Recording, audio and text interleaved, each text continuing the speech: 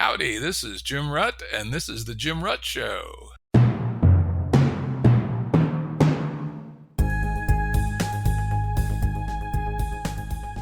Listeners have asked us to provide pointers to some of the resources we talk about on the show. We now have links to books and articles referenced in recent podcasts that are available on our website. We also offer full transcripts. Go to jimruttshow.com. That's jimruttshow.com. Today's guest is Joe Brewer. Joe's a complexity researcher, innovation strategist, experienced designer, and serial social entrepreneur, and a change strategist working on behalf of all of humanity and an evangelist for the field of cultural design. I've known Joe for, 7 or 8 years, and when I first met him, it was in the context of memetics, particularly around the vocabulary used in climate change, and that if you use certain words, it helped people see the reality of it better than others. Just catching up with you, Joe. Are you still interested in memetics? Do you still do any thinking in that field? I definitely do, although I tend to think of it more in an applied sense, as in I'm very interested in creating memetic strategies and implementing them, more so than I am in the theory at this point in time. Okay, that makes a lot of sense. I certainly see that you're careful with the words that you use, and you use your words with strategic intent. So let's start off on the first of your words that I think are important.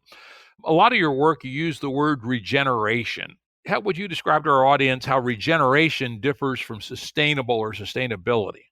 Yeah, I think this is one of those distinctions that is sort of nerdy philosophy, but it turns out to be extremely important, because regeneration, if you think of something like a starfish that loses one of its 5 arms and has an internal genetically evolved capacity to regrow that arm, that the regeneration of the limb is a fair and apt use of the word. And when you dig deeper into what it actually is referring to, probably the best name given to it is what Humberto Maturana and Francisco Varela call autopoiesis, which is basically any kind of dynamic pattern for a living organism that is able to, in a kind of biochemical sense, reproduce the conditions of its starting point so that it can continue to constitute its own dynamic existence. So the word autopoiesis is the self-generated ability to self-express, which is meant to capture that dynamic. So when we talk about regeneration, we're really describing what living systems do. To use another person's phrase, Janine Benyes from the Biomimicry Institute, she says, to create the conditions conducive to life. So living systems create the conditions conducive to life moment to moment. What's interesting about this is that you can map this onto any organism, and it immediately evokes the idea of homeostasis, which is that if an organism is able to dynamically reproduce its conditions of being alive, then it has a kind of moment-to-moment stable existence, and that is what homeostasis does. And this is where we draw the link between regeneration and sustainability. Homeostasis is the sustained capacity to be alive for the organism moment to moment. So basically, regeneration is the underlying dynamic pattern that reproduces the conditions of sustained existence. So sustainability, therefore, is like a dynamic property or a byproduct of any regenerative process. And I think that difference turns out to be really important if you're trying to design for or cultivate any form of sustainability. What you're actually doing is working with the patterns of regeneration in order to do so. Could you give a tangible example? Sometimes that helps our people understand these ideas a little bit better. Give me an example of something that's regeneration and something that's sustainable. Yeah, so like an example would be that there may be a limited period of time where something can be sustained, but it actually doesn't embody the dynamics of being a living system. So an example might be to have a way of living and having a successful business in a certain window of time. Say perhaps when there's a particular mineral that is used for producing the electronic device that the company may have. And so they can sustain the existence of their business while actually depleting the resource because they're using it up more quickly than nature would provide. So in this case, you could see that the sustainability of the business may exist for years or even decades, but underlying it is an inherently depletion-oriented or extractive pattern that undermines the ability to reproduce that sustainability. Ah, perfect.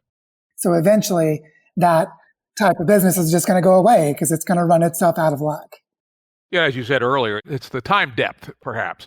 I know it's a topic that you're as interested in as I am, but an example that strikes me about regeneration, one of the things I'm very proud of here is this farm we've owned for 30 years was a overgrazed, depleted mountain farm. And over the last 30 years, we've probably added 2 inches of topsoil to most of our fields by using what we think of as regenerative processes. And the soil wasn't so bad you couldn't grow crops, so it was sustainable for a while, but we've now actually improved the ability to grow crops that should bear fruit for the next 100 years.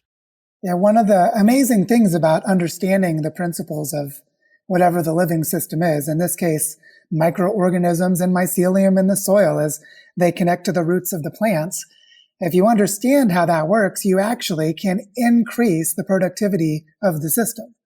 So you don't just keep it at some fixed level. Again, sustainability can often, if a person's being sloppy about it, something is sustainable if they're just keeping it at the same measured level of output, which of course, true sustainability science, as it was articulated in the 1970s and 80s and named in the Brundtland Report in 1987, really, they meant regeneration. They just used the word sustainability at some point, and it became the kind of go-to term. But what has been lost is when people who are not trained in living systems start to do things that they call sustainable, there may be intentional greenwashing, or it could just be their ignorance and they're doing it by accident because they don't know what the living system patterns are that they need to be working with. And so I think this distinction is also important from an educational point of view. If you want to do sustainable things, then you're actually collaborating with regenerative patterns. And so that understanding, whether you use the word or not, is what makes it truly sustainable. Makes perfect sense. I'm going to steal an analogy from business. Tell me what you think about this. One could think about, at least the lay use of sustainable as, sort of corresponding to the operating statement in a business, the profit and loss statement. Yeah, we're making a little bit more money than we're spending, so we're doing okay. While the balance sheet shows us what our reserves are. Do we have adequate assets? Are we replenishing our assets at an adequate sense? This strikes me, those two concepts are pretty damn congruent. I think they are. And one person who really knows that subject very well is a good friend of mine named Bill Dow, who lives in Connecticut and works for an organization called R3.0, which is basically a regenerative design for the whole infrastructure of the economy, working with reporting and accounting and data structures and metrics and measurement systems and so on. And he has been a really strong advocate of what's called context-based metrics. If you have a metric based on your baseline, like, well, we used 5 tons of non-recyclable material last year, and now we've lowered it to 4 tons. So we're actually, reducing or improving our ecological footprint, but we're still depleting the resource. Then you're basically using a baseline instead of a true and adequate context. The true and adequate context is how much there in total of whatever it is you're using. How quickly is it depleted naturally, or how quickly is it regenerated naturally? And is your rate of extraction and depletion equal to or greater than that rate of regeneration? So without a context-based measure, you really don't know what the hell you're talking about. And it turns out he did a survey of the research literature and also the corporate sustainability literature. And more than 97% of companies using so-called sustainability measures are doing them relative to baselines and benchmarks, meaning they're not context-based and they actually have no clue how sustainable they are based on those measures. So this difference you're drawing a point to is extremely important. Yep, I think we're both on exactly the same page. Sometimes we may use a little different language. You have to maybe send me an intro to this guy, Bill. He sounds real interesting. I'd love to have him on the show because this sounds, to my mind, exactly how we should be thinking about things. Because as you say, I can be a little bit less shitty in my practices this year than I was last year, and that's a good thing. But we may still be a very long way away from really a long-term stable situation. And if we don't even realize that, then how the heck are we going to drive our strategies? Yeah, and I just called up the link to the report he published last year, which was for the United Nations Research Institute for Social Development. So UNRISD, I think is how they pronounce that. And the name of the report is Compared to What? A three-tiered typology of sustainable development performance indicators from incremental to contextual to transformational. And his point is that almost everything is incremental when it needs to at least be contextual. And even contextual doesn't tell you how to transform a system. If your context-based measures show you're not being sustainable, you got to transform that system. And so this is a 46-page report that he published last fall that goes into the depths of this for anyone who's interested in it. And it's just a fantastic report. As we always do, we'll put a link to that report on the episode page. So go to jimruttshow.com and to the Joe Brewer episode, and you'll have a link to that. Sounds like very interesting report. Let's move on to our next topic. Joe, you're sometimes pigeonholed as a bit of an eco-pessimist. Do you think that's fair? And kind of where do you stand on what can be saved and what will be lost over the rest of the century? I would say that more than an optimist or a pessimist, in my kind of skeptical analysis, at least, I would try to be as much as I can an empirical realist. Now, that said, I tend to have a personality. If you're thinking of my neurotype, I tend to be more of an optimistic kind of person. So if you're hanging out with me and we're drinking beers and making jokes, you'll find I'm pretty upbeat and have a good sense of humor and tend to actually, if anything, be biased toward thinking better of people and accidentally making the mistake of them not being as good as I thought, and so on. So personality-wise, I'm kind of an optimist. But when I look at the convergent data across different fields, I end up with a pretty sobering point of view that I try to be as realistic as I can about. But unfortunately, as you mentioned at the beginning of the episode, when I was studying the framing of climate change, there was a tendency for a long time for environmental activists who were being unstrategic to try to go away from doomsday and instead paint fake, sort of falsely optimistic pictures of the future and jump too far in the other direction. So it's interesting. I get pigeonholed as pessimistic a lot because I have embraced an understanding of collapse, which does put me in a place that could be understood as pessimistic.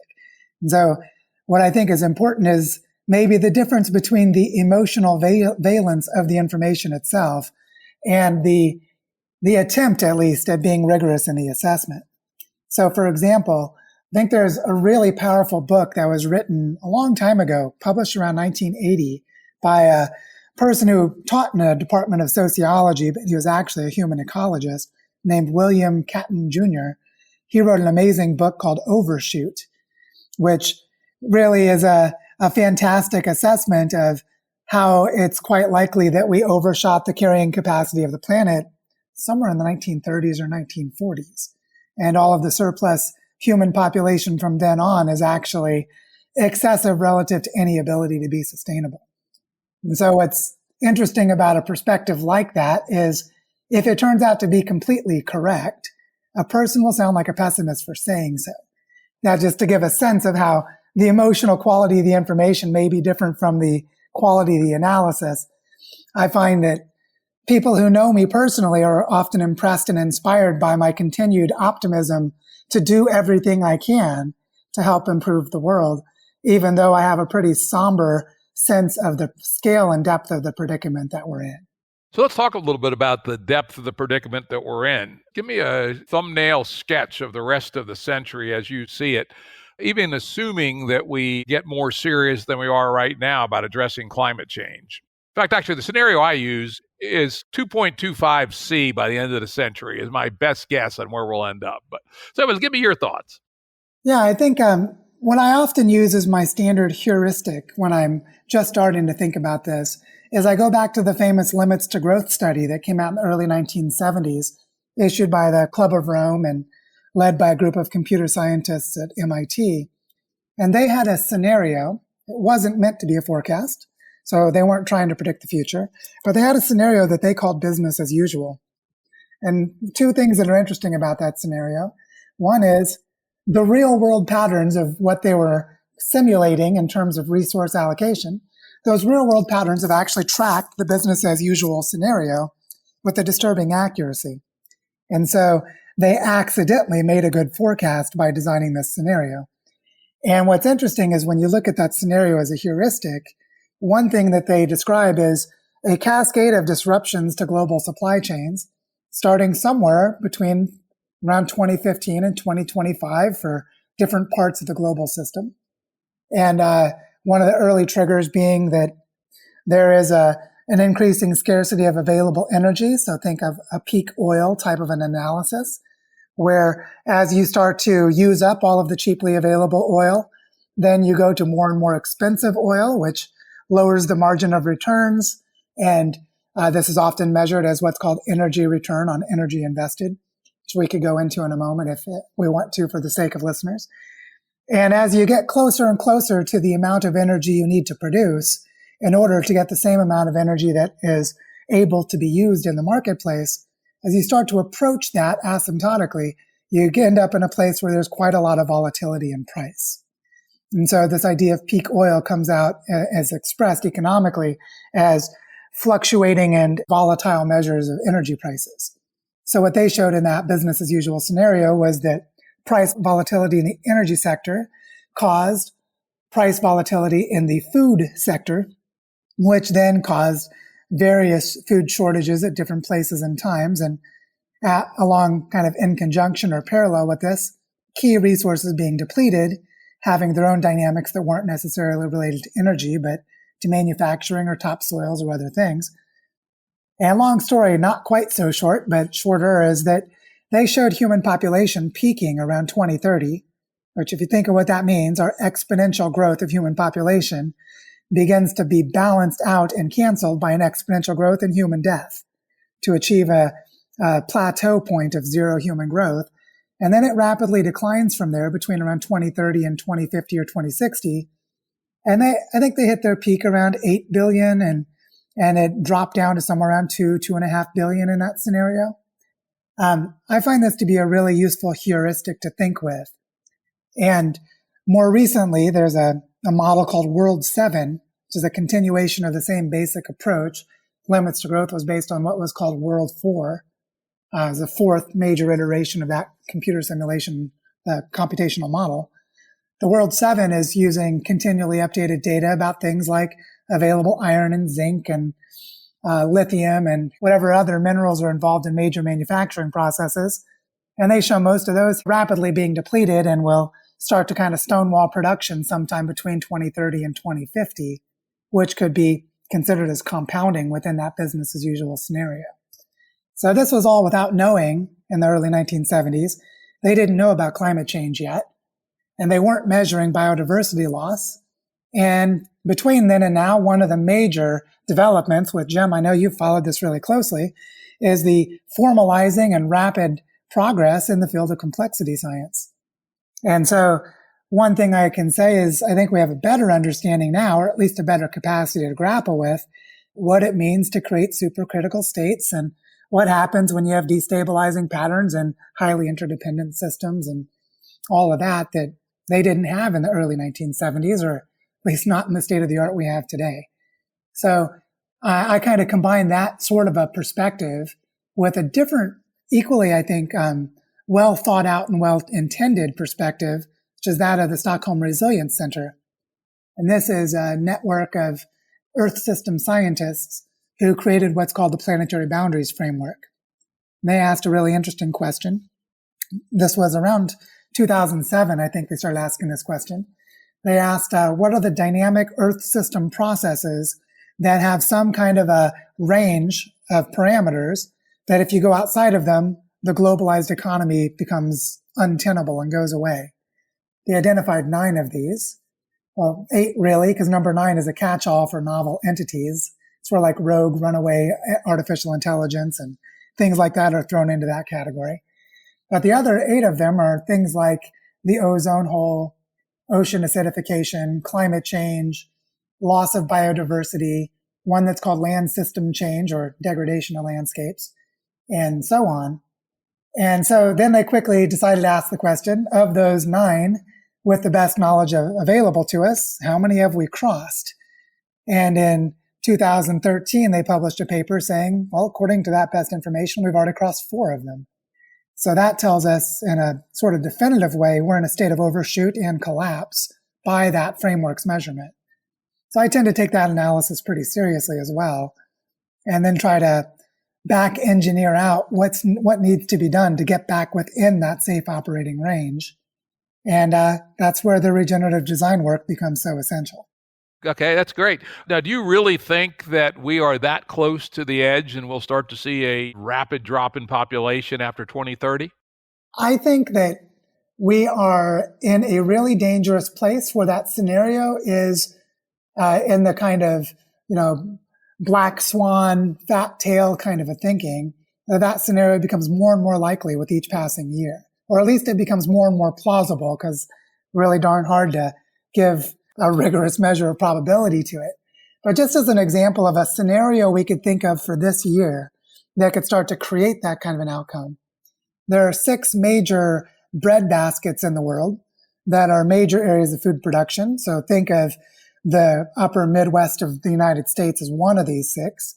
And with the volatility we have in our jet streams and weather systems, like the big wildfires that hit Australia just a few months ago due to extreme weather events, that if 2 of those 6 bread baskets were significantly compromised in the same year by extreme weather events, that could have a cascading effect of causing up to 1 billion people to starve to death, just within one period of crop losses. So the level of fragility around that possibility is already built into our global supply chains. And add another factor of what's called the blue ocean event, which is when we first have an entire summer without any ice in the Arctic Ocean. What this does is creates a really strong amplifying effect for increase in climate change, but it also has the immediate effect of changing the subtropical jet stream, which in many ways, anchors our weather systems to specific geographies. So as those jet streams start to become more volatile, then extreme weather events can destabilize our bread baskets. So we're in this place where we're right on the cusp of a blue ocean event that we've been very close to it for a couple of years, and it might happen this summer. We don't know for sure. But if we turn out with a blue ocean event and 2 of these 6 bread baskets do get major crop failures in the same year, then 1 billion people could die in one annual cycle. So I'm not saying that is going to happen. I'm just saying that level of fragility in the interdependencies and that level of, I would just say, rigidity in our ability to be flexible and adapt to that scale of disruption makes those scenarios plausible and I think more likely the further we go into this danger zone. I do like that thinking. In fact, interesting you mentioned the Limits of Growth Club of Rome report. I was an undergraduate at MIT at the time it came out, and I wrote a refutation of it for a crackpot libertarian student newspaper. And my argument was they're thinking about this all wrong. The models are all linear, and they do not assume any adaptation. And of course, their short-term predictions were all grossly wrong. Now, some of their longer-term predictions, as you point out, have been better, but they did not assume that humans would innovate and adapt and change and replace this material with that material, develop new forms of crops, the green revolution, etc. But the things you're talking about are actually, to my mind, from a complexity science perspective, more fundamental. I tend to be a little skeptical of metaphysics in general, and sometimes I hear the word wisdom, I cringe a little bit, but I've come to think that understanding the concept of fat-tailed risks is about as close to wisdom as one is likely to get here in the 21st century. And the things you point out are all in that bag of, yeah, there's a fair chance that could happen in the next 100 years because we're talking about fat-tailed, nonlinear, interacting systems that we could stumble into at a much higher probability than the old-fashioned Gaussian way of thinking could occur. Indeed, that's why I am so motivated on climate change. I believe humans are adaptive, more adaptive than a lot of people give them credit for, and we could adapt to 2.25 C increase, which is my baseline scenario, i.e. much worse than the international actors are calling for. I think we could adapt to it. There'd be a small amount of death, a couple 100 million maybe. But 2.25 is just a central tendency. The reality is we could very easily stumble into a positive feedback loop that could produce much more volatility and much bigger spikes in climate. And those are the things that could cause really widespread catastrophe, including couplings to the food systems as you're talking about. So yeah, these kinds of thinking I find much more sobering and depressing than the Club of Rome linear models approach. Yeah, the other thing about this is I've come to realize that there are really two psychological categories of people who can do this analysis. Because it's not intellectual per se. I mean, obviously, a person needs to be intellectually competent to dig into these complexity issues. But what's different about this kind of information is that it is intellectual, yes, but it's also inherently traumatizing. It tends to induce anxiety, angst, despair, pain, depression, and related, what I would say unresilient psychological responses, which means you have a more limited range of people, neurotypes of people, who continue in the discomfort of that information. One is your kind of range of sociopaths, psychopaths, or autistic people or Asperger's people who just have different ways of processing emotions. So among that kind of lumping together of what are actually many different kinds of people, because each of those words represents a spectrum and not a single stereotype. But, I found that some really bright, like autistic oriented, really analytical, mathematical people, good pattern analysis, you can start to find this stuff. And if you don't have the negative emotional feedbacks, you can keep going. So I found there's a set of people who tend to be really socially awkward, not good communicators, bad storytellers, but they do the math well. And so you get some of those. And then the other is the people who are really empathetic, meaning they're able to imagine these scenarios and try to feel into what they're like, but they somehow build enough buffers in themselves that it doesn't debilitate them to stay in it. And so I've been looking for ways to kind of filter out and filter in these people to have the conversation about what this complexity science perspective has to say. So we can work together on dealing with what are actually existential risks. So I know this is a really important overlap in all of the topics you explore in this show. Yep. And you and I have actually argued about this on Twitter on occasion. You do talk a lot about this trauma and sadness and grief. And my reaction has always been, fuck that shit, people. Let's just get on with it, right? I guess I'm one of those neurotypes that say, all right, I can see it, I can smell it, I can feel it. But what does all that have to do with solving the problem? God damn it. So put those feelings on the shelf and let's move forward and address how we are going to solve it. And I suspect there are a lot more people of that sort than you might suspect. At least that's my hypothesis. Yeah, I think that there are two ways I've been thinking about this. One is that the people who are ready to just get on with it are getting on with it. And by and large, those of us in that category are finding each other and collaborating to the extent possible. So we're doing our part. And I think there's been a stable baseline of people like us doing our part. The place where it starts to get challenging is when we see a pathway, like a design pathway for solving some of these problems, they tend to require us, for reasons having to do with Elinor Ostrom's work about how to govern the commons, they tend to require us to be collaborative, participatory, kind of a blend of bottom down and top up. And they tend, really, they're game B governance systems that they require us to be able to work with people who don't have that neurotype. And so when I start finding myself working with people who really are emotionally traumatized by the information, but they care so much about the consequences that they keep going, that they need a sort of therapeutic rehabilitation and then also social supports to continue. And it's for that, what I think is actually a much larger magnitude of people who are also in this space that actually are not as effective as they need to be because of the grief and trauma and the negative emotional reactions that they either have in themselves or they cause in people around them, making them bad communicators or at least ineffective.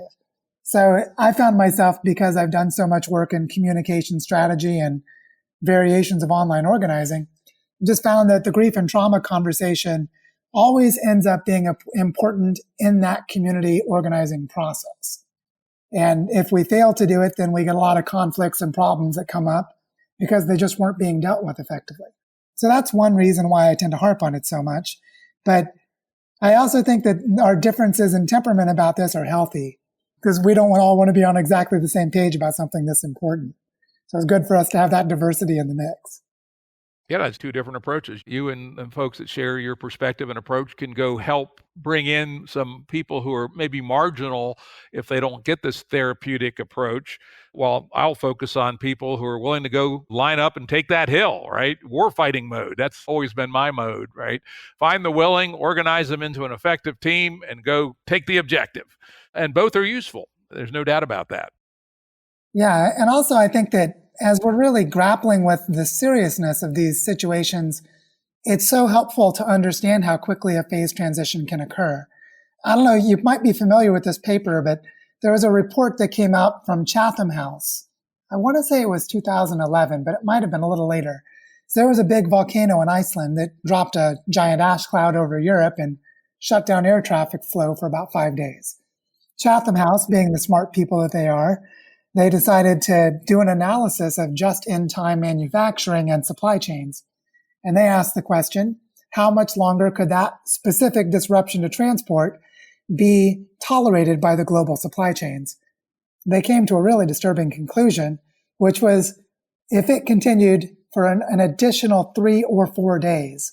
So we're talking about the ash cloud shutting down air traffic over Europe for a total of 8 or 9 days, that one of the results would be that different parts of the just-in-time manufacturing would begin to shut down their factories because they weren't getting the inputs they needed to produce the next step in the production process. And shutting them down was often a heuristic effect that you shut them down in a day, but it might take you a month to turn them back on. And so what they created was a scenario of supply chain breakdown that takes 8 or 9 days to initiate from an initial disruption, but takes as much as 18 months to 2 years to turn back on. And I think that kind of hysteresis is, we're doing it right now, which is why it's such an important lesson for us. Yep. For the audience, we're recording this on April 14th. And I think it's important to time mark these things because this COVID-19 pandemic looks very different each week, right? And so we are running this experiment in real time. And we talk a fair amount on this show about the homeostasis versus hysteresis in our social operating systems, what things will recover and which things won't, how long they will take. But I think, that Chatham House report and some of the more pessimistic perspectives on the COVID-19 shock forget something, which is one of the great beauties of the fat, dumb, and happy consumerist culture is we can do without most of that stuff, right? Suppose none of us got a new iPhone for a year. Would anybody die? Hell no. Suppose nobody bought a new car for a year. Would anybody die? Hell no. There were no civilian cars manufactured in the United States from 1940 until 1946. Did the world end? It didn't. So oddly enough, the fact that we are living this hugely fat, dumb, and happy life across the West and now the advanced economies of the Pacific Rim and the East actually means we have a vast capability of downsizing and accepting disruption that has no real impact on people's lives. Now, of course, it'll have financial shitstorms of prodigious proportions. But those of us who've studied money very, very carefully understand that money is not wealth. Wealth is our skills, our assets, land, buildings, our machine tools, etc. And money is nothing but a coordination signaling system which can be replaced and can be rebooted. And in fact, I like to point out the fact that there was a large-scale experiment in completely replacing a monetary system in a crisis, which was the hyperinflations in Germany, Austria, and Hungary in 1922. Their currencies inflated by the quadrillions and essentially wiped out all fixed income instruments. Money became worthless, etc. They all bit the bullet at about the same time, reintroduced a totally new currency, and amazingly, the economy restarted in a week. So I guess I'm saying that while, yes, in theory, there will be perturbations in all kinds of supply chains, and this COVID-19 shock will be way bigger than 13 days worth, we also have vast built-in resilience, at least in the rich countries, by not having to do things that rich people do all the time. We don't need all that stuff. And frankly, I find that somewhat hopeful that some of us at least will learn we don't need all that stuff. Yeah, I think it's really important to recognize that there is a bias against understanding both the perspective of Chatham House and the perspective you're describing.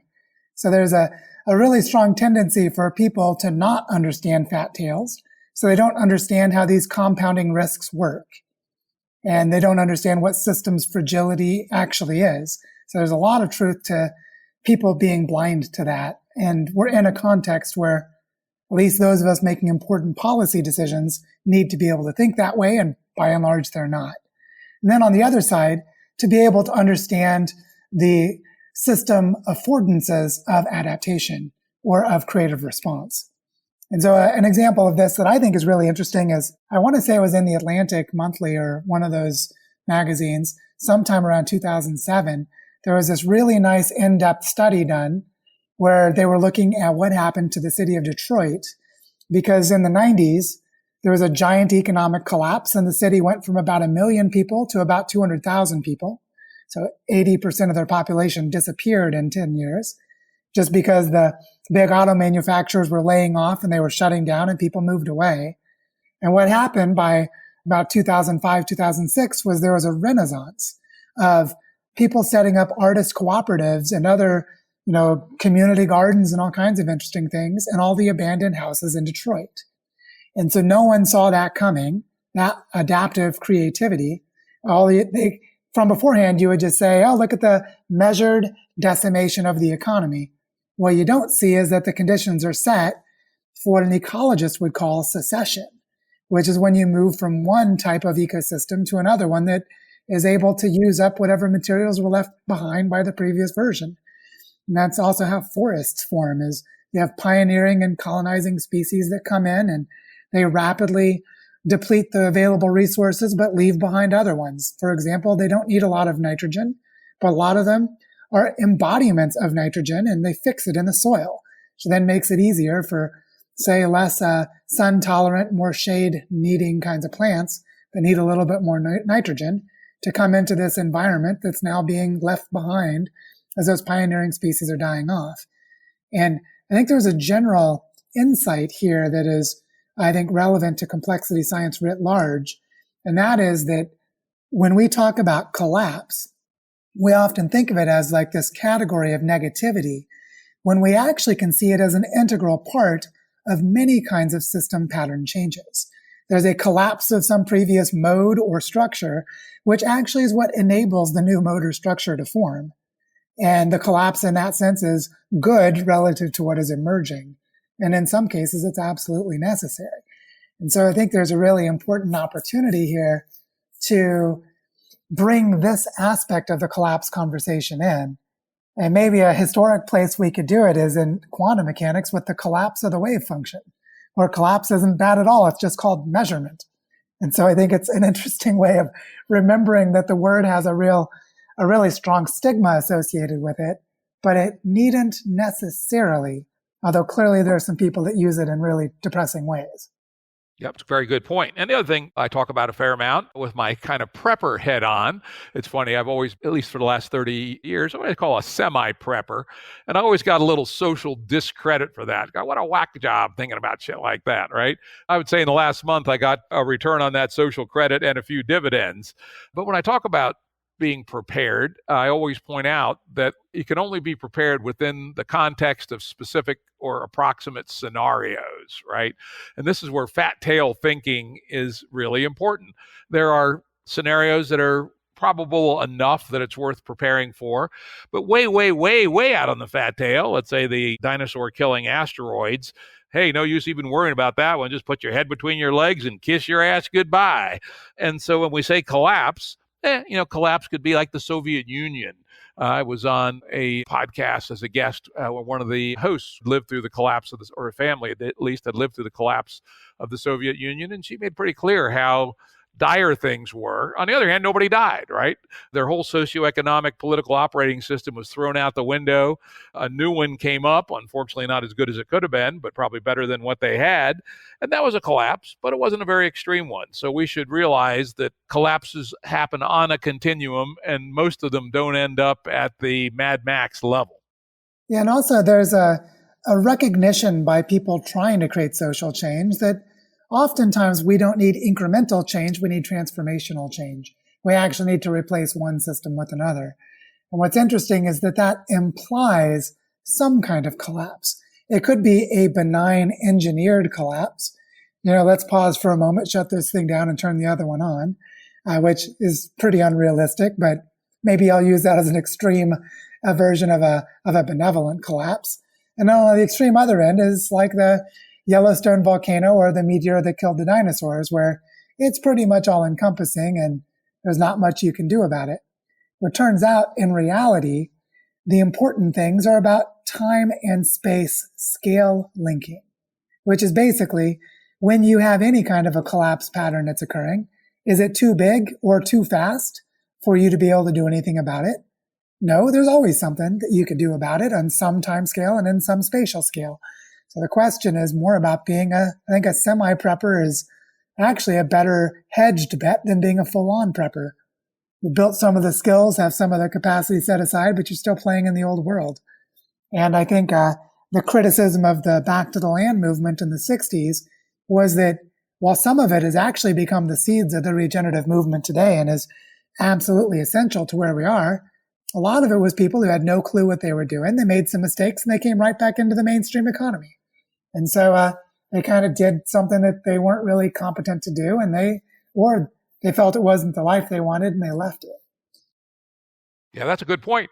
Our farm up here deep in the mountains of Appalachia, we actually bought from a failed hippie commune. These were classic Back to the Landers who showed up here in 1974 and bought a farm that had been in the same family since the area was settled in 1750 and had gone father to son for 220 years, literally father to son without a break. The odds of that are pretty long.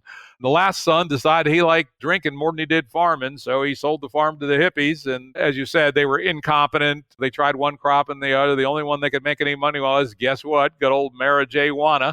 And they couldn't even do that very effectively. And they eventually kind of petered out. And after 15 years, we bought the place.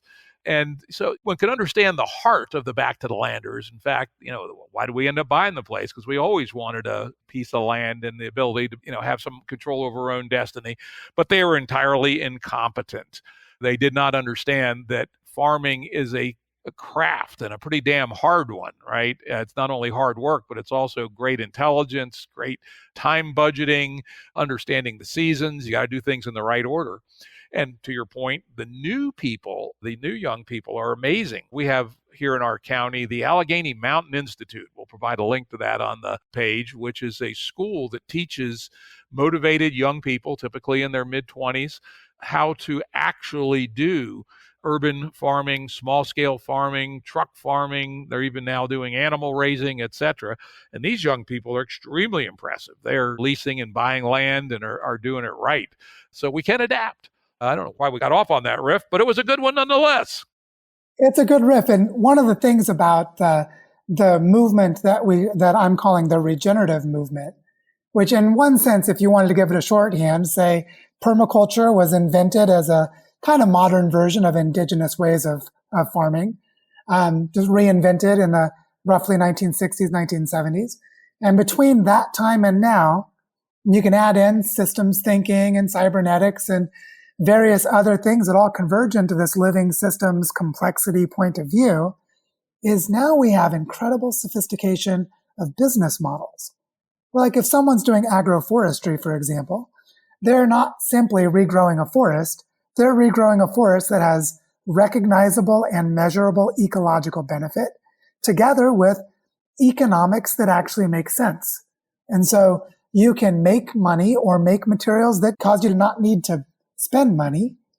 My favorite personal example of this, well, it's not personal, example of people I know and I'm working with that do this is a group out of Costa Rica called Black Sheep Regenerative Resource Management. And I was just talking with their founder yesterday, and I thought they had 4 properties. It turns out they've actually grown in the last year to 7.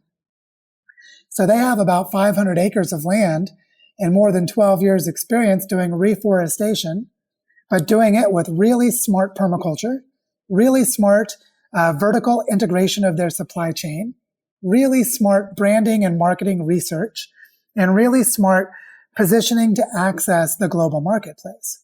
So they're bringing the global superfoods and health foods market to their high quality, high production yield of turmeric, which happens to be a ground cover crop to help accelerate reforestation. And just as an added benefit, it's worth about $6 million on the market. And so you have this really interesting way of combining good business smarts, good sort of, street smarts of just figuring out how to do things by doing them, together with really damn good permaculture practice. And while that's not representative of everyone doing permaculture, it is sort of the state of the art at this point in time. And there's a growing number of people that not only do it, but have figured out how to teach it. So we're gonna see a lot more of these young people knowing what they're doing in the next 10 years than I think most of us recognize how big that wave is going to be. Yeah, my wife and I are very strong supporters of that. In fact, she's on the board of an organization that makes zero interest loans to people who are doing regenerative and permaculture type farming in our region in central Virginia.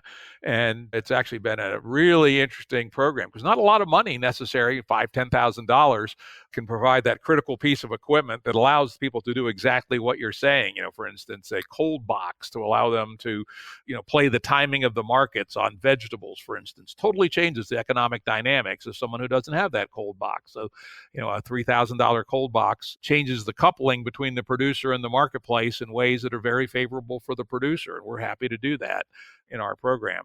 This has been a really good, interesting deep dive. Let's move on to our next topic. It's something you and I have chatted a little bit, I know, in the past about, which is this one-time phase change in the human trajectory that was caused by our consuming of a large percentage of our fossil fuels in 200 years. I like to talk about Game A as starting in 1694 with the founding of the Bank of England and our modern financial infrastructure, and then accelerated in the 18th century with the very rapid development of industrial machinery, a lot of it still water-powered. And then in the late 18th century and accelerating into the 19th century, it all went crazy with the realization that we could replace water power and animal and human power with fossil fuels. And so we had this amazing 200-year rocket ship that basically took us from a world that would have been understandable to the Romans to a world that Romans would have no idea what's going on. Intensification of our energy use has been tremendous, and it has allowed humans to reach a whole new level. Prior to that, say in 1800, 95% of all humans were essentially subsistence peasants and herdsmen, living a life of drudgery, bad health, and lots of death. 50% of the children dying typically in, let's say, Western Europe before they were 5 years old. This one-time consumption of a good chunk of our fossil fuels, along with science and technology, allowed us to do all that. On the other hand, it's dialed in a race to the edge of the cliff that if we can't pull ourselves back from that, we're going to destroy our ecosystem through climate change and other depletions of species and soil, etc. So this is, to my mind, very, very, very interesting. And if people don't understand this, how unique this 200 years is, they have no hope in thinking through the magnitude of the change necessary to get us to the other side, at least somewhat safely. Yeah, I think of this as, I guess I like to give myself two bookends to this. One is the worst and the best. And then I try to, bounce around between them depending on which piece of it I'm looking at. Now, let's start with the worst. The same Stockholm Resilience Center that I mentioned earlier published a pretty impactful paper about 2 years ago where they introduced the idea of the hothouse Earth scenario, which is basically a phase transition to a trajectory of dramatically increased warming, like 5 degrees Celsius or higher. And when we get into scenarios like that, one thing that happens is massive reduction in human population and possible human extinction. And I think of the extreme kind of bookend of negativity is that this burst of creativity and increasing social complexity of the last 200 or 300 years could very much just springboard us out of the frying pan and into the fire, as it were, and just fry us and have us be done. And I think that's a very plausible possibility that is still not extremely likely, but is still plausible. So I use it as my most negative bookend. And then my most positive bookend is that we have some kind of a relatively gentle descent, which doesn't mean it's entirely gentle, but maybe the human population finds a way to come back down. And I say finds a way as if that doesn't involve some kinds of pandemics and plagues and starvations and conflict, as well as demographic transitions and more educated women having fewer children, and kind of some blend of those to come to a lower human population than where the UN thinks we're going without being particularly ecological about it. And that is that we get to a place where we become an evolutionary transition of the planet for the planet. And let me maybe step back and give a little verbiage to that, because Jim, you may know about this, but I'm not sure about your listeners. An evolutionary transition is simply when two organisms or two aspects of an ecological system are interacting with each other in a mutualistic or symbiotic way, and they come to a place where they become functionally integrated, and natural selection jumps up a level, where basically they can no longer survive on their own because their survival is interdependent and it's functionally interdependent. So they can't go back to being separate organisms anymore. But now evolution has jumped to a higher level of integration. So prokaryotic cells to eukaryotic cells is one of these transitions, and single cell to multi-celled is another. Going from individual organisms to social groups is another, and you kind of jump up the game, and human culture is one of the higher ones, one of the later evolutionary transitions that's occurred, where humans can basically have natural selection occur at the scale of cultural systems, which is one way we can talk about cultural evolution.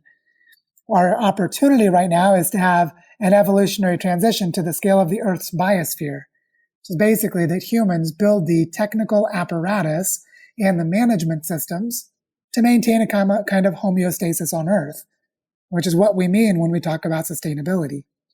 And so I think of us as really having a limited window of time where we can set in motion that trajectory.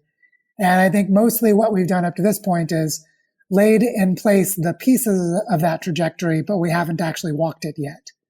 Like all of the systems science and all the Earth systems monitoring are in place, but we're not using them well enough. So we're right in that spot of making this choice. Amen. I think you're exactly right. And I think we should, again, mark the fact that it was this 200 years of intensification that now gives us those tools, right?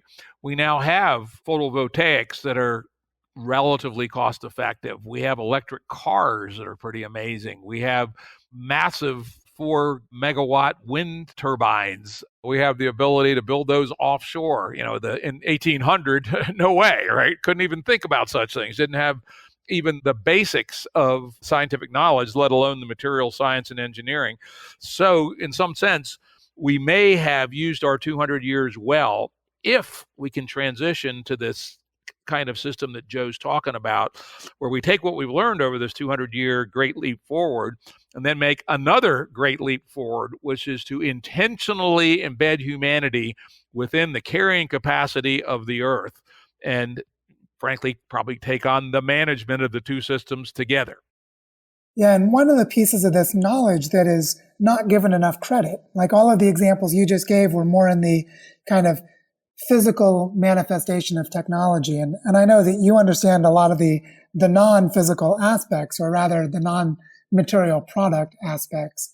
One of the areas where I think we've made tremendous progress, and it, for fascinating historical reasons people don't recognize, is how much has been learned about how to manage an economy, about how to form effective social groups, about how to cooperate with people and negotiate and resolve conflicts, and a whole host of other things that are more in the kind of sociology and humanities domain, but that are extremely important in all of this. Like, for example, there's a really rich body of knowledge spanning across anthropology and evolutionary studies that seeks to understand the functional adaptations of religions.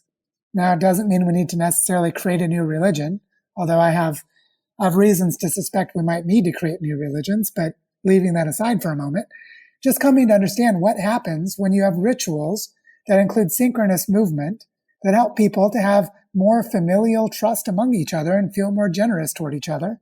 Turns out that kind of pro-social expression of humanity is a really important thing to know how it works.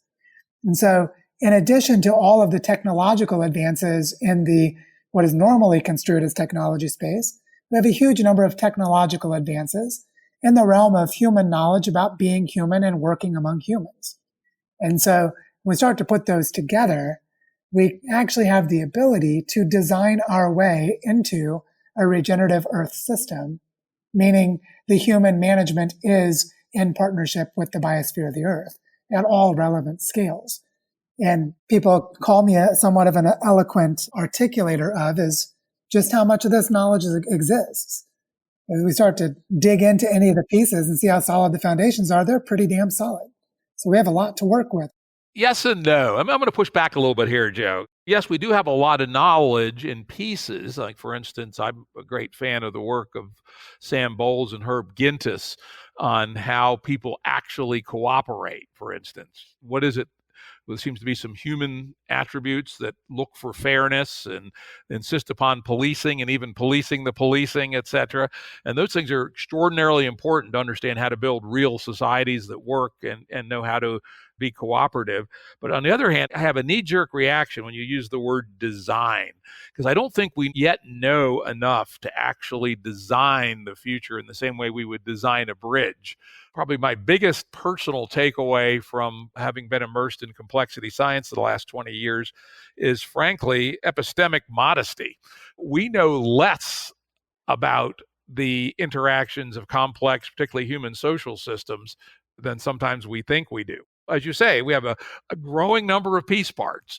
We know a lot more about how money couples to the economy than we used to, even though we're not actually applying it. We know about how small group cooperation actually works. But building that into a series of fractally based systems of systems of systems at the scale of 10 billion, we're still guessing. So I think it's real important to not use the word design, but rather to talk about an experimental, adaptive way of moving forward. We try things, we do probes, we learn, we adjust, etc. I think it partly depends on how we're framing the word design, because there are types of collaborative, participatory, rapid prototyping, emergent, facilitated types of design that really do embody a lot of complexity principles. But I don't want to get hung up on the word, which I think would be a fun conversation, but we're in a time of urgency, so I don't want to engage in mental masturbation here, but really get into something I think is almost like a meta shift of where the focus for design can be placed, which is we can design for how to increase human competencies as they relate to managing complexity. So, for example, there are pedagogies that help people to be more skilled at managing uncertainty. One example is becoming trained in improv theater. If you teach people improv theater, they get better at working with patterns of emergence. And so you can increase their competencies in that sense. And I think of a lot of the design of culture is historically thought of as a sort of create a blueprint or a plan and manage its implementation, where I completely agree with you. That would be an absolute train wreck to try to do that. The more interesting thing is to ask, how can we take what is known about developing human competencies and managing the capacities for human creativity to enable humans to manage complexity better? And I think there we can manage the humility while also having more confidence. That's usually at small scales and not at large scales, which means we're really working on the fractals through their decentralization rather than through their emergent kind of macro scale interconnections. But in that sense, I think we can do a lot more than we recognize. And one domain of practice that's come quite a long way is professional facilitators. So many really capable facilitators of different kinds, whether they're people that convene and host conferences and events, or people that can do small scale group therapy sessions, or they can manage rapid prototyping among a group of people to do consumer market fit using experience design or human interface design or other such things. That actually a lot of that competency does exist. And so it's mostly a question of whether it's being applied effectively. Right now, it's not enough. Yeah, I agree. I have great respect for facilitators, even back in my business career, as far back as the 90s. When I found a good one, I hung on to them for dear life, right? Usually they were independent contractors, and they made an unbelievable difference in the productivity of a group of, say, 20 people. And that is a real skill that we need to learn how to use better. And I think you hit on the point that we do probably have enough knowledge now to build functioning entities at the lower end of scale, hundreds to a few thousands of people. And as you know, myself and many of my associates have been involved with the Game B world for a number of years thinking about this. We now believe that we're on the verge of having enough knowledge to transition to building what we call proto-bees, which would be groups of people living intentionally together in a more serious game bee world on the scale at the low end of 20, at the high end of a few thousand, structured fractally up in groups of what we call Dunbars, and then proto-bees, and then maybe policies, etc. And I do think the time is right for that. But as you also said, try to build a top-down, we have the wisdom from the mountaintop to tell you all how to live, like the Nazis or the Soviet Union, would be just ridiculous. So it strikes me that we need to build from the bottom, but we need to have a sense of urgency so that we get there in time. And that's the sort of amazing tension and stress as how we think about building this game bee world. And one of the things that I've been a big advocate for in the last 2 years, and I've done a deep dive to try to understand the history of it, is the history of bioregionalism and what it means to live in a bioregion.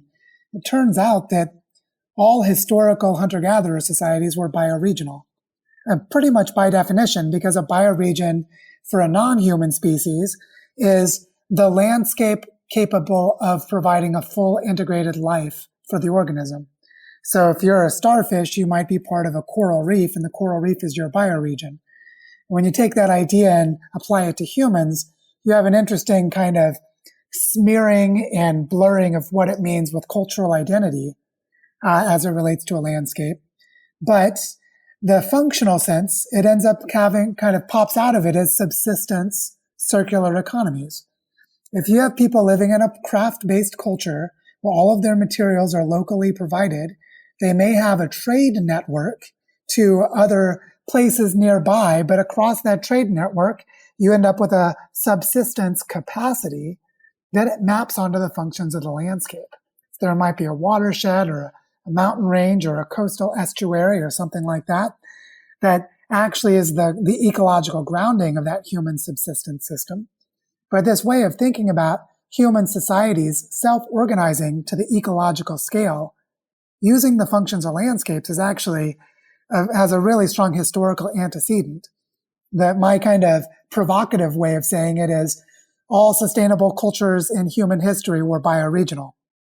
And if you find any system of human cultures where they lived in a place for extended, hundreds of years, thousands of years, it's because they organized themselves bioregionally.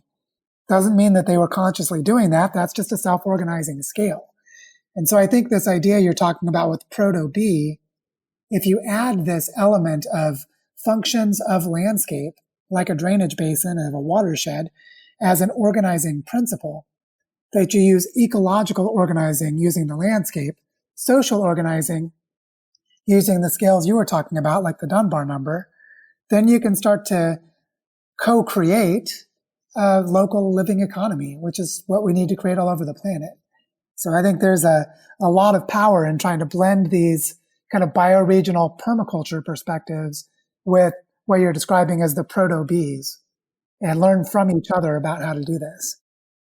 I agree. Though I would add one other thing, which is after the pre-civilization, I want to call it, while there was some trade is one of the most amazing inventions of the human race. And so we imagine in the game bee world, there will be trade between the various entities at every level.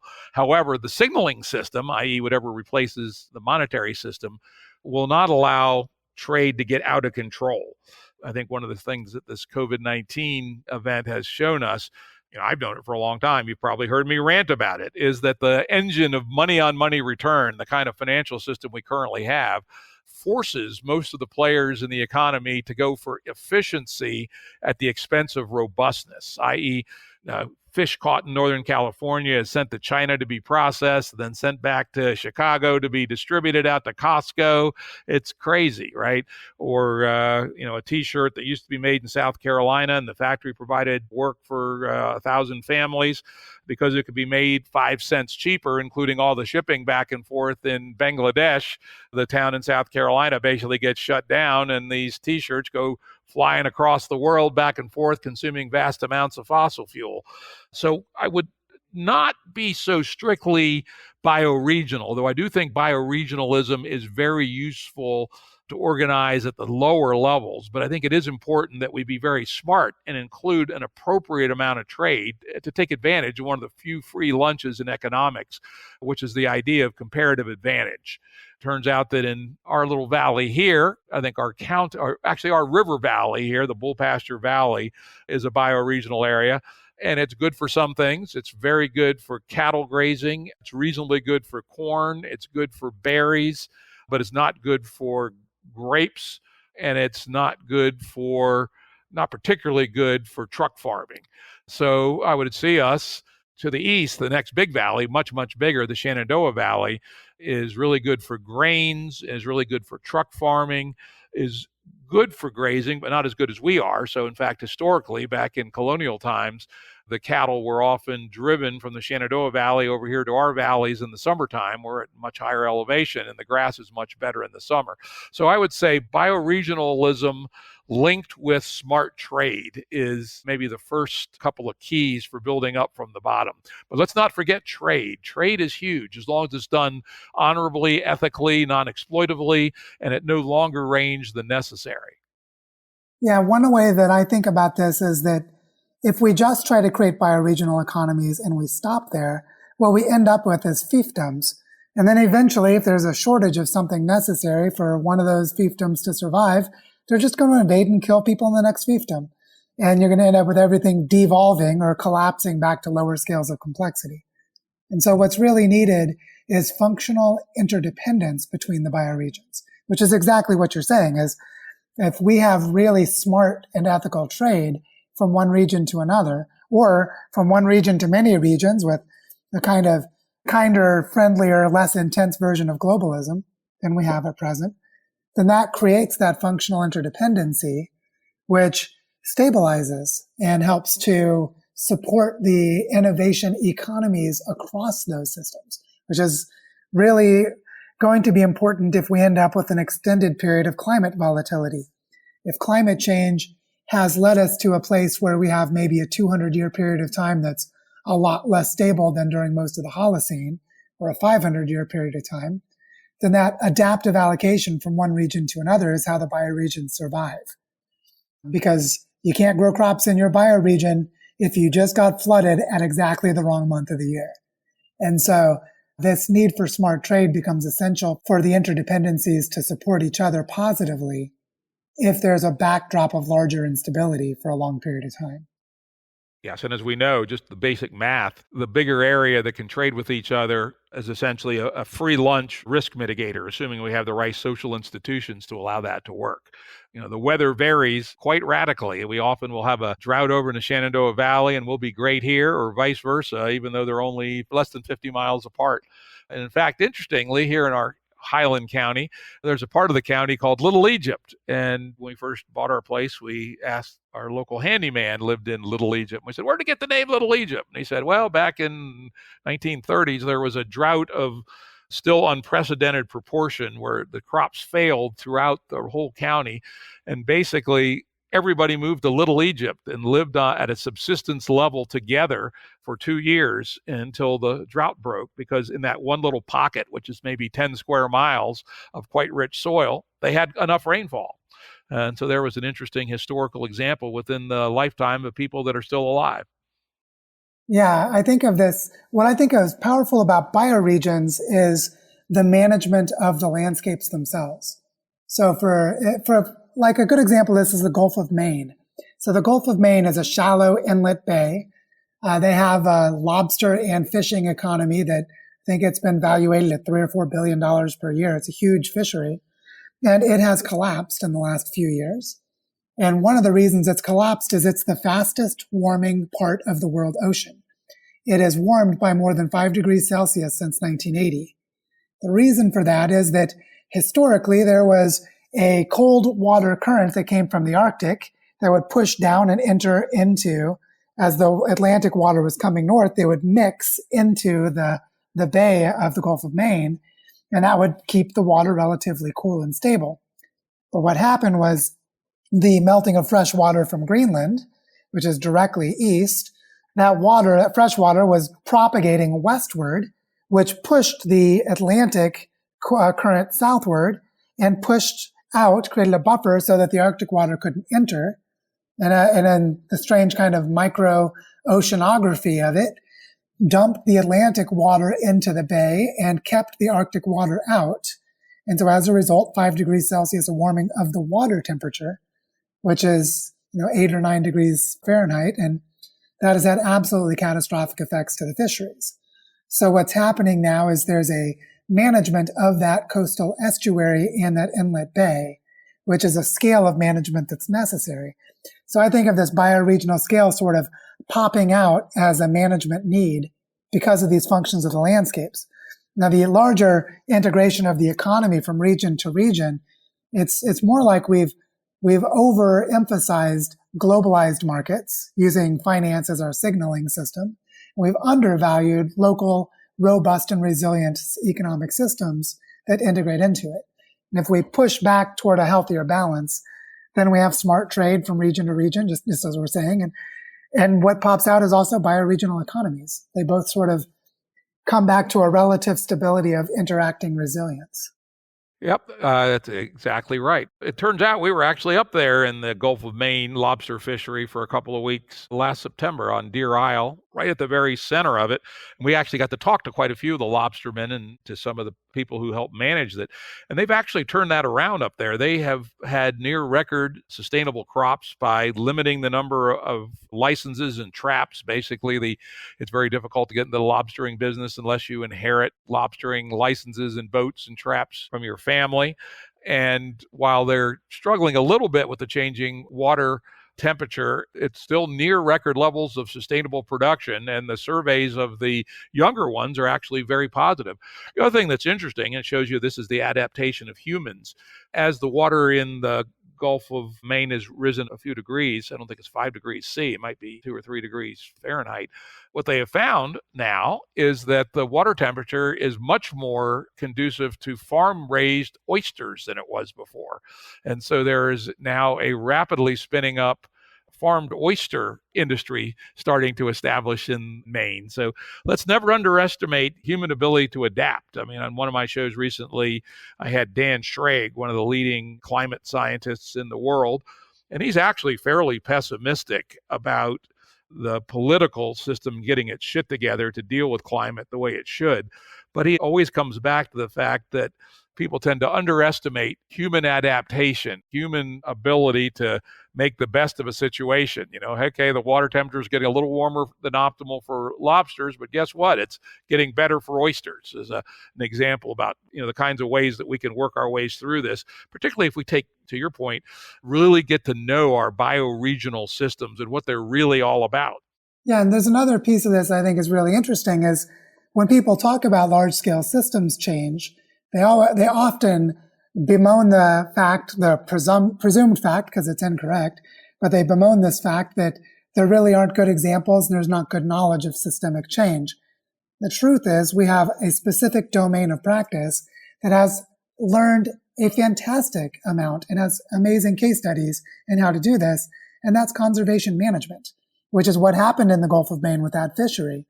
They came together and they reinvented the fishery. And there are other examples of this in different parts of the world where people actually can be quite good at sustainable management of very complex systems. That marine estuary has 5 major rivers running into it, and it spans across what you could call 7 nations if you wanted to, because there are 5 First Nations tribes in Nova Scotia. There's Nova Scotia in Canada, and then there's the state of Maine in the United States. So there are, in a sense, 7 nations that are managing that process, really different cultures of people all within it. And even with that social, economic, and environmental complexity, they're managing the recovery of the fishery. So I think that our ability to do this is greater. Just like you're saying, humans adapt better than most of us give credit for, but also our ability to manage systemic complexity is better than we often realize because we don't see examples like this and really understand how they work. Indeed. And they're essentially recapitulating, they may or may not know it, but some of the work about managing the commons that was so well documented and communicated by Elinor Ostrom, who's an author I would strongly recommend people look at who are interested in how do we manage a commons. We've all heard of the famous tragedy of the commons, Garrett Hardin from back in the 60s. And yes, if we were all just vicious self-maximizers with no ability to cooperate, then the inevitable game theory result is the tragedy of the commons. But Elinor Ostrom won the Nobel Prize for it, has documented that there's long history and there's lots of ways in which we can be cooperative and not fall into the game theoretical races to the bottom. Yeah, it's funny. I just gave a webinar about 3 weeks ago where I explained the pro-social framework, which combines Elinor Ostrom's work with David Sloan Wilson's work on multi-level selection, and then it adds to it contextual behavioral science and a particular set of tools that are called acceptance and commitment therapy, which happens to be really useful for helping people create internal wayfinding tools within their own bodies and minds to move toward the future self that they want to become. And what they've done is created a powerful tool set for managing the commons of any social group and learning how to do it better. So there's both rigorous and robust science about this and really good design principles. So Elinor Ostrom named 8 of these design principles. One of them, just to get a sense of it, is a commons can be managed well if there's a strong sense of shared identity and shared purpose for the people managing it. If you don't have that, you're not going to manage it very well. And a second one is you need to have fair and rapid conflict resolution. If you don't have a way of fairly quickly resolving a conflict, then you're not going to manage the commons very well. Just go on, and she named 8 of these. And the magic is how they work together. They actually become a complex adaptive governance system, which is pretty impressive. Absolutely. And another example, it happens to be also in the fishing. A friend of mine happens to be a salmon captain on the Alaska Peninsula. And they also have a very, very rigorous, essentially cooperative, with some help from the state providing data management system where, you only have a certain number of days per year you can do for this species. And it's very, very tightly controlled with huge penalties for violating. And again, they're living fat, dumb, and happier than they ever have, despite climate change, because they can adapt year by year to the realities of the situation and take advantage of the ability to produce a crop without depleting, the larger animals, which are the valuable ones. Yeah, one part of Elinor Ostrom's work, which we could describe as the ability to have adaptive intelligence, is basically that if there are rules for making decisions, the members of the group actually can be participants in changing the rules, which seems like a pretty smart idea. You can't adapt to a changing environment if you have a set of rules created for an earlier environment and they don't work in the new one. You need to have a way for the group that's managing the commons to be able to change their own rules. And what's interesting is I think there are naive people who use ideology way too much to see the world, who hear the word cooperative and they immediately think of communism. And what they don't realize is a cooperative is any arrangement that allows a group of people to work together. So a sports team is a cooperative by this definition, and so is a working group within a company. And so the interesting thing is that a cooperative is a structure that supports cooperation towards shared goals. And that may have any number of ideological embodiments. You could have a capitalist cooperative, a communist cooperative, and various other kinds too. What matters most, as Elinor Ostrom showed, is does it enable people to adaptively manage their commons, whatever it happens to be? If it does, then they're fine because they'll figure it out as they go. But if not, then it doesn't matter their ideology. It's going to fall on its face eventually because they don't have a governing system that can tolerate it. Hear, hear. And having the good data also, again, as the fishery examples show, hunting seasons show, etc. Without good data, it's really hard to make good collective decisions because everyone falls back in their own self-interest. But if we say, hey, the trend line on big lobsters has been going down in the last 3 years, guess what, people? We have to stop taking lobsters over 4 pounds. And that's exactly what they do in the Gulf of Maine. Every year, every fisherman is given a little gauge that basically measures the shell from one point on it to another. That's objective and everybody understands. And you may only take lobsters smaller than the gauge, right? And that changes every year. So has to be data-driven. So the combination of data and systems thinking and understanding natural systems allows us to manage these commons in a way that people will tolerate. Yeah. Top-down stupid dictates, people will just work around them. But if they know that this is data-driven and will actually work, they'll buy into doing it. I'm always interested in people. So I asked one of the captains, what happens to people who cheat, right? And they go, well, sometimes the Marine police catch them, but one of the guys was very honest, said more likely they come down to their dock one day looking to get on their boat and their boat is gone. And then they look down in the water and they see the boom. Yeah. This is one of Eleanor Ostrom's core design principles is monitoring of helpful and unhelpful behavior. If you don't have some kind of monitoring system for the behaviors that you're governing with, so in this case, the size of the cat to the lobster, and of course, these monitoring systems need to have agreement and a sense of fairness about them. So the members of the group get to help create them. But they also create a specific kind of transparency, which is the data itself helps you to see the behaviors of the people. It's measurement relevant behavior. You're measuring behavior relevant to what you care about managing. So you don't care how much someone curses as they're throwing that big lobster back out in the water. You're not measuring that, but you are measuring the size of the lobster shell. And I think this is something that really matters for governing any kind of commons is data comes into the role of how you monitor the behaviors and what it means to monitor them effectively. Yeah, and can they be intersubjectively measured, i.e., can other people see your measurement and come to the same conclusion? Very important. Yeah, very important. I agree. Let me pull up something you wrote. Might have been a tweet. I don't really remember. It might have been a Medium post. It said that you were in the process of articulating a 5-year research program that applies cultural evolution and complexity to the emergence of regenerative bioregional economies, seeding the ideas into possibility, yet aware it may not take hold. Can you say more about a 5-year research program into cultural evolution and complexity that could provide more emergence in the regenerative economies? Yeah, I'm in a conversation with a friend who lives in Germany, and he's recently finished his PhD at the University of Hohenheim. His name's Michael Schlehl. And I met him while I was helping create the Cultural Evolution Society about 4 years ago, which is a scientific society for the study of cultural evolution. And I helped as sort of a community organizer to facilitate the creation of the society.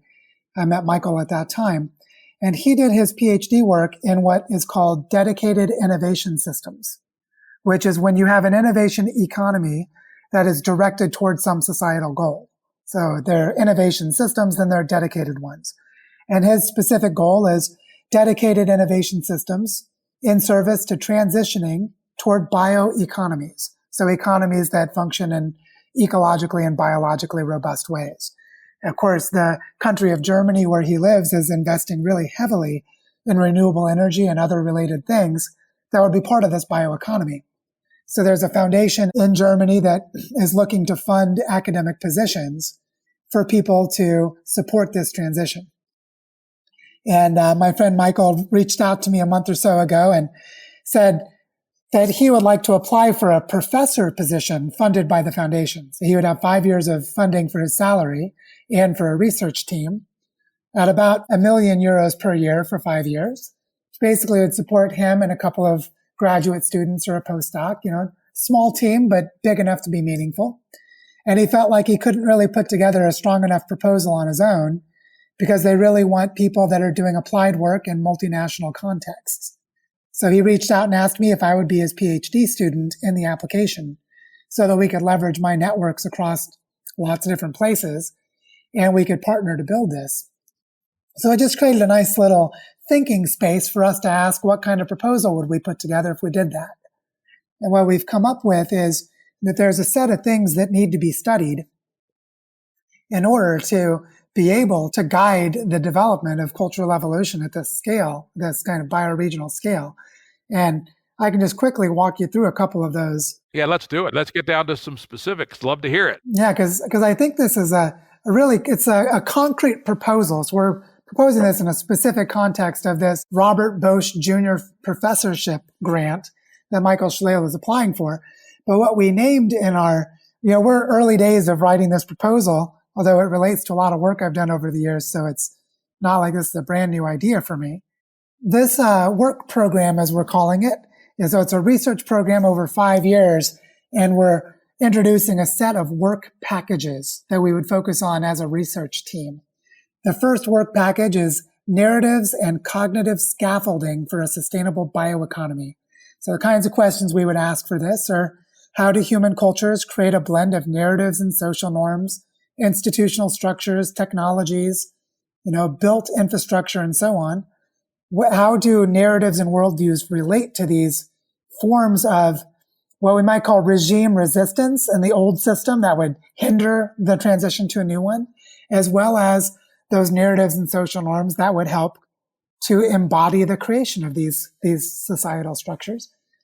A second work package that we're talking about is social niche construction and the creation of functioning groups, which is basically how to create social environments that are well adapted to forming functional collaboration with teams of people so that they can work on their own local economies and their own local ecosystems in an effective way.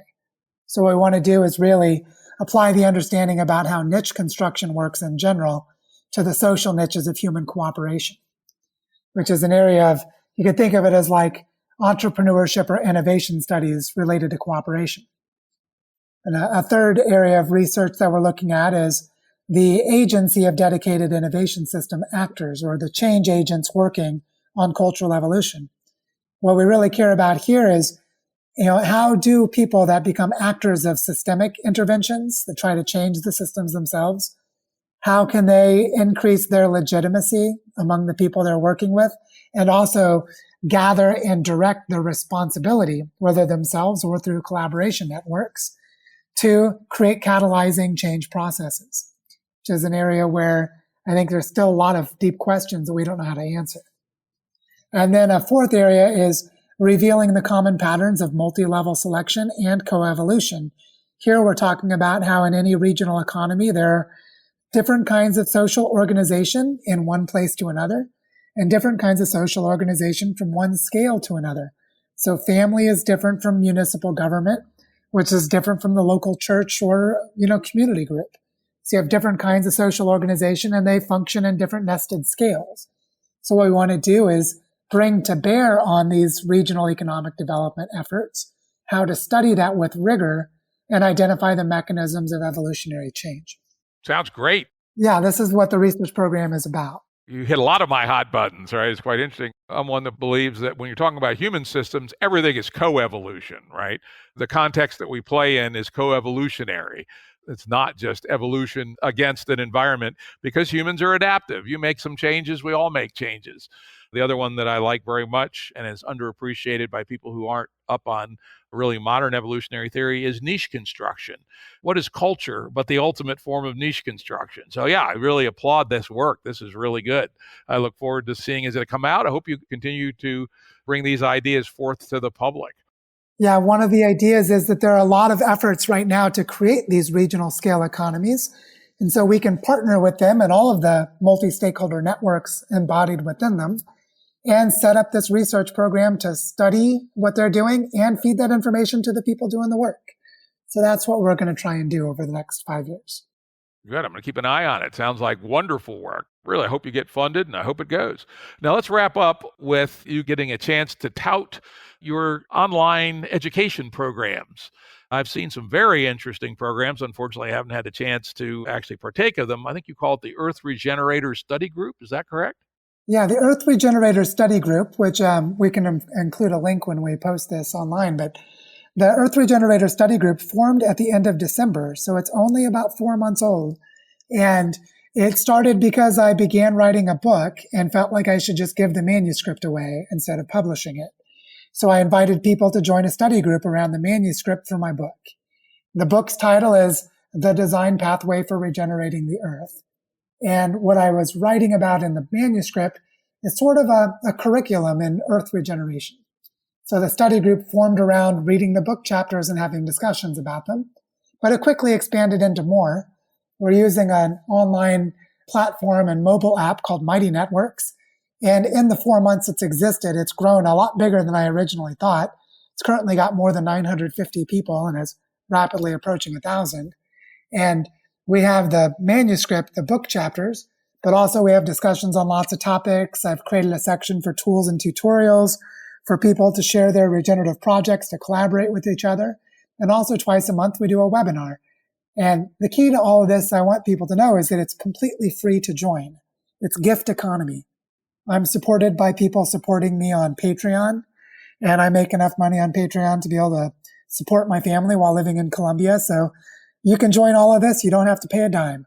But if you appreciate it and want to throw a nickel my way, then by all means do. But what I feel is more important is to create a community of practice around how to do this work.